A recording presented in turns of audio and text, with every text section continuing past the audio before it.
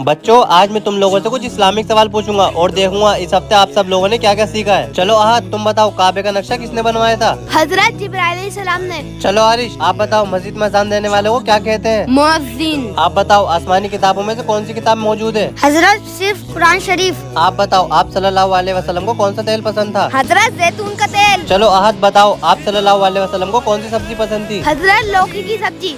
चलो आरिश, आप बताओ आप सल्लल्लाहु अलैहि वसल्लम को कौन सी खुशबू पसंद थी? हजरत मुक्ष और रूद की खुशबू। चलो आतिफ, आप बताओ दुआए कुनूत किस नमाज में पढ़ी जाती हैं? हजरत ईशा की नमाज में। ध्यान बताओ हमारे दीन में कितने कलमे हैं? हजरत 6 कलमे।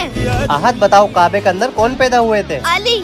आरिश, आप बताओ हमें पानी कितने सांसों में पीना चाहिए? हजरत 3 सांसों में। बच्चों, ये आखिरी सवाल आप सभी के लिए, ऐसी कौन सी नमाज है जिसमें 2 अज़ानें होती हैं? हजरत जुम्मे की। माशाल्लाह बच्चों, आप सभी ने इस्लामिक सवालों के बहुत सही जवाब दिए। अल्लाह हम सबको इस्लाम के रास्ते पे चलने की तौफीक अता फरमाए। आमीन।